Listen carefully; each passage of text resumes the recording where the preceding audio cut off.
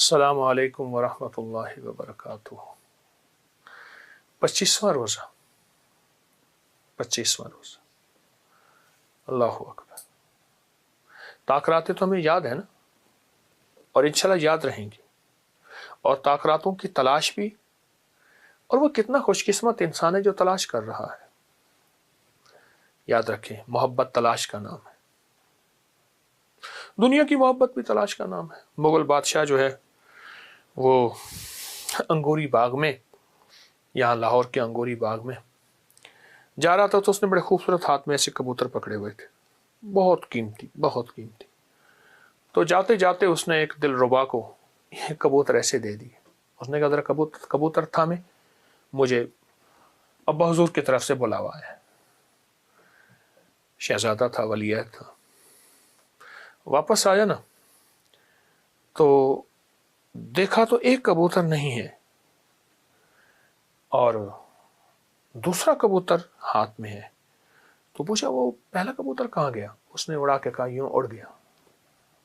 بس وہی ادا آ گئی، اور ایک تاریخ تاج محل کی لکھی گئی۔ اللہ پاک جل شانہ کو نا اپنی محبتیں اور ادائیں دکھائیں، اور تلاش دکھائیں۔ تلاش کو بڑا پسند کرتا ہے۔ اس میرے رب نے یہ شب قدر چھپائی ہی اس لیے ہے کہ میرے عاشقوں کو تلاش ہو۔ عاشق تلاش کرے، مجھے کچھ خبر نہیں تھی تیرا درد کیا ہے یا رب، تیرے عاشقوں سے سیکھا تیرے سنگ در پہ مرنا، مجھے آ گیا ہے جینا، مجھے آ گیا ہے مرنا۔ تلاش کریں، تلاش، مجھے روز اس کے غم میں یوں ہی ساری رات کرنا، کہیں چپ کے رونا، کہیں دل سے بات کرنا۔ تلاش، اللہ کو تلاش پسند ہے۔ نہ مل سکا تو بتا کیا ہوگا پھر؟ میں قیامت کے دن ایسے لوگ جائیں گے جنہوں نے حج نہیں کیا، اور حاجیوں سے اگلی صف میں کھڑے ہوں گے۔ یا اللہ، وہ کون ہے؟ اور وہ ساری عمر حج کی طلب بھی کرتے رہے، اس کی کوشش بھی کرتے رہے، پیسہ جوڑتے رہے، طلب بھی کرتے رہے، کوشش بھی کرتے رہے، نہ کر سکے۔ میرا رب تلاش کو دیکھتا ہے، سچی طلب کو دیکھتا ہے، کہتے آ حاجیوں میں شامل۔ اللہ کو سچی طلب اور تلاش بڑی پسند ہے۔ گر پڑنا، پھر الجھ کے پھر اٹھ پڑنا، دنیا کے مشغلوں میں ہم باخدا رہے، سب کے ساتھ رہتے ہوئے سب سے جدا رہے۔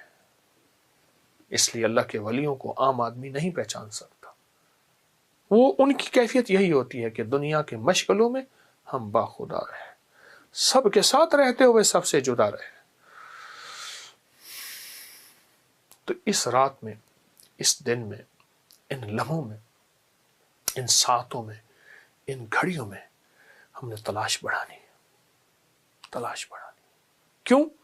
ہمیں موت تلاش کر رہی ہے، ہمیں قبر کی تنہائیاں تلاش کر رہی ہیں، ہمیں آخرت کی ہمیشہ کی گھڑیاں تلاش کر رہی ہیں، ہمیں وہ سکرات کے لمحات کھینچ تلاش کر، اور اسرائیل ہماری تلاش میں ہے، اسرائیل ہمارے لمحات میں ہے، تلاش میں ہے۔ تو ہماری بھی تلاش ہو رہی ہے، ہم بھی اپنی تلاش کر لیں۔ ان کی تلاش اپنی ہے، ہماری تلاش اپنی ہے، پر ہماری تلاش وہ ہے جو انشاءاللہ دنیا اور آخرت کو رنگ و رنگ کر دے، مالا مال کر دے، سرخ روح کر دے۔ اللہ کے ہاں سب سے پسندیدہ بندہ وہ ہے جو اللہ کو تلاش کرے، اور اللہ کی بھیجی ہوئی اس رات کو تلاش کرے جو رات سب سے محبوب رات ہے۔ تلاش کرے، اور بہت توجہ سے تلاش کریں۔ اچھا، ایک عمل کر دیجئے گا، بلکہ دو چیزیں بتاتا ہوں، دو کر لیجئے گا۔ جو شخص یہ چاہتا ہے نا کہ مجھے تنہائیوں کا تقوی ملے، اور میری نظریں، میرے کان، ناک، میرے جذبے، وہ کیا کرے؟ ایک بار سورۃ اللہ کو متکاثر پڑھ لے، ہر نماز کے بعد پڑھ لے، صبح شام پڑھ لے، دن میں بار بار چند بار پڑھ لے، ایک بار صرف سورۃ اللہ کو متکاثر۔ میں نے اس کی بڑی تاثیر دیکھی۔ جو کہتے ہیں اللہ میرا من میرے کنٹرول میں نہیں، اللہ میں تو تیرا محبوب بننا چاہتا ہوں، پر میرا نفس شیطان مجھے تیرے قریب نہیں آنے دیتا۔ اور دوسرے لفظوں میں، اے اللہ میں بے بس ہوں، تو بے بس نہیں، میں بے بس ہوں، تو بے بس نہیں۔ وہ سورۃ اللہ کو متکاثر سے دوستی کر لے، بہت کمال عمل ہے، بہت زبردست عمل ہے، اور بھی اس کے بڑے فائدے ہیں۔ دوسری چیز یہ ہے، دوسری چیز، اس چیز پہ بھی آپ ضرور توجہ کیجیے گا، جب کوئی چیز ہضم نہ ہو رہی ہو نا تو پیاز کے چمچ سے شہد کھائیں، پیاز کے چمچ سے، پیاز کے چھلکے اتارے، پیاز کی تہ ہے اس کا بنائے چمچ، اس کو تھوڑی تھوڑی شہد لگا کے کھائیں، کوئی بھی چیز جب ہضم نہ ہو رہی ہو، اور ساری ہاضمے کی گولیاں پھکیاں، الٹیاں ہوں، فلاں ہوں، موشن ہوں، فلاں ہوں، بس چاہے شہد کے چمچ سے، پیاز کے چمچ سے شہد 2-3 چھلکے کھا لیں، تھوڑی سی شہد لگا کے کھا لیں، وقفے وقفے سے آپ اپنی صحت کو دیکھیں گے، کمال صحت ہوگی۔ پیاز ہر جگہ میسر ہے، ہمارا پیاز تو کچھ نہیں، میں روس کی ایک ریاست میں گیا، وہاں تو پیاز ایسے تھوڑا سا اٹھایا، ناک اور منہ سے پانی، اتنا تیز پیاز ہے۔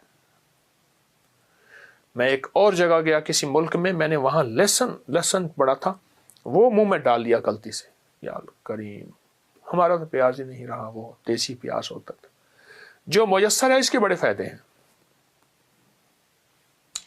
پیاز کے چمچ سے شہد کھائیں، انشاءاللہ فائدہ ہوگا۔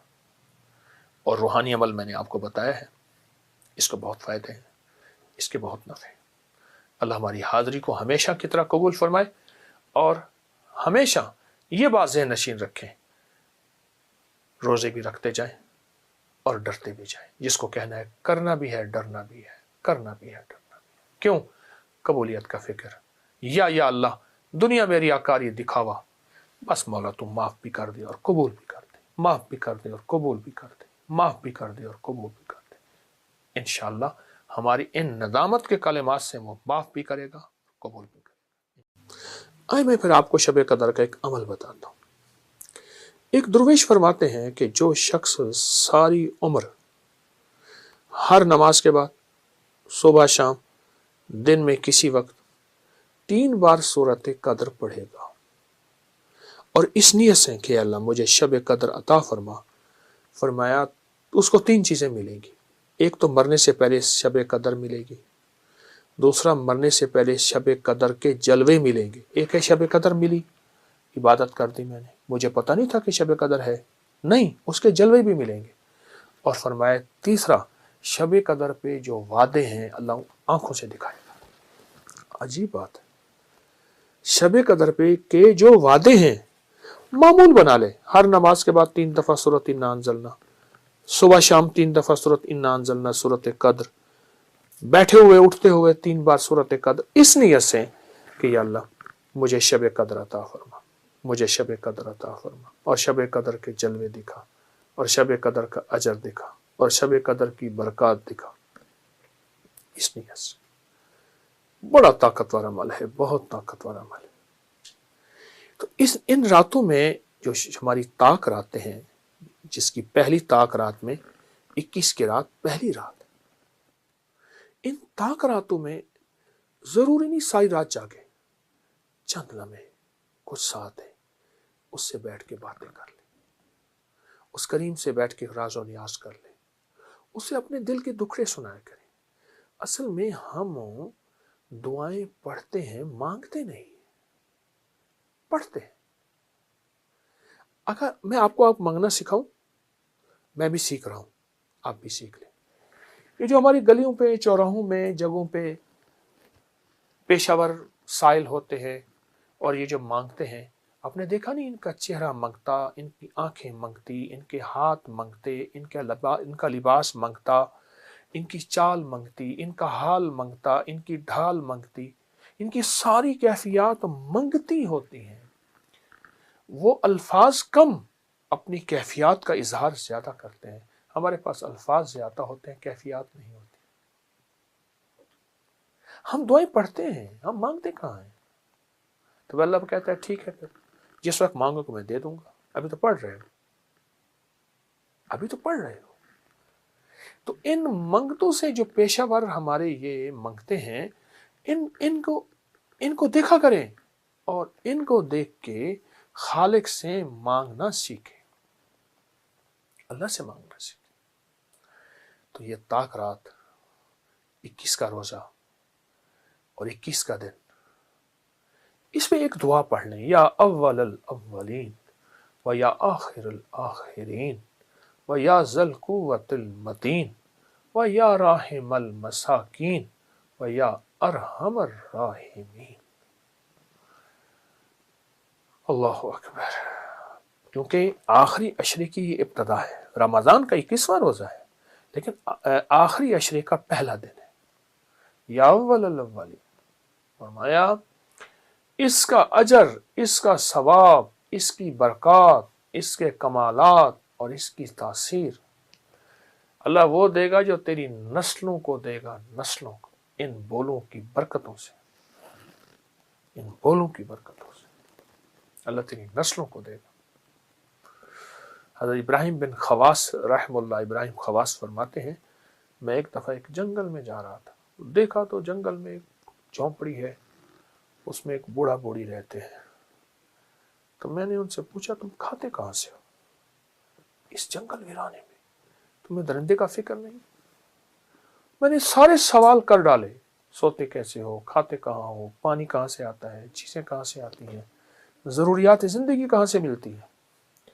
جو سارے سوال میں نے کر دی، خاموش سنتے رہے، تو ان میں بابا جی بولے ہمارے پاس ایک اسم اعظم ہے، اور وہ اسم اعظم ہم نے 21 کی رات کو لیا تھا، اور وہ اسم اعظم ہم نے ہر 21 کی رات کو پڑھنا نہیں چھوڑا، اور پھر جس وقت پڑھتے ہیں ہمیں ملتا ہے 21واں روزہ، 21واں نظام۔ وہ میں کیا؟ فرمایا ہم نے اس دعا کو اللہ سے منوا لی ہے۔ کہا کون سی؟ کہا یہ یا اول الاولین و یا آخر الاخرین یا ذی القوۃ المتین یا راحم المساکین یا ارحم الراحمین۔ اب کہا جب پڑھتے ہیں اللہ غیب سے ہماری ضرورتیں پوری کر دیتے ہیں، جب پڑھتے ہیں جانور آتے ہیں دودھ دے جاتے ہیں، پانی ہمیں مل جاتا ہے، کھانا ہمیں مل جاتا ہے۔ اس ویرانے میں ہم نے اس دعا سے کھانا بھی لیا، پہننا بھی لیا، سونا بھی لیا۔ درندے ہم سے محبت کرتے ہیں، اس دعا کی برکت سے اللہ نے ان کے دلوں میں ہماری محبت ڈال دی۔ تو کیسا زبردست عمل ہے، کیسا طاقتور عمل ہے۔ اور ایک چیز بتاؤ، صحت و فٹنس کے لیے نا اپنے کھانے میں پودینے کا استعمال ضرور کیجیے گا۔ پودینہ آپ کو الرجی سے بچائے گا، جسمانی بیماریوں سے جہاں وہاں فوڈ پوائزن سے بچائے گا۔ اور پودینہ کھانے والے جن کے ساتھ پودینے کی دوستی ہوتی ہے، خشک یا تر پودینہ دوستی ہوتی ہے، ان کو چھوتی وبائی بیماریاں ان کو تلاش نہیں کرتی اور ان کے قریب نہیں آتی۔ حتیٰ کہ ہماری طب کی پرانی کتابوں میں یہاں ہے کہ جو پودینہ بہت زیادہ استعمال کرتا ہے اس کو بھیڑ کاٹے تو بھیڑ مر جاتا ہے، مچھر کاٹے تو مچھر مر جاتا ہے۔ پودینہ معدے کے لیے، جسم کے لیے، الرجی کے لیے، فٹنس کے لیے اور حسن و جمال کے لیے لاجواب چیز ہے۔ یا آپ نیٹ کی دنیا اٹھا کے دیکھیں کہ پودینے کا حسن و جمال کے ساتھ کیا تعلق ہے، ہمارے چہرے کے ساتھ، ہماری خوبصورتی کے ساتھ کیا تعلق ہے۔ تو پودینہ بھی ساتھ ضرور استعمال کیجیے گا انشاءاللہ۔ ہمیں روحانی جسمانی دونوں فٹنس چاہیے، اس لیے کہ ہم بڑھ چڑھ کے اللہ کی عبادت کریں، اللہ کے بندوں کی خدمت کریں۔ جزاک اللہ۔ السلام علیکم۔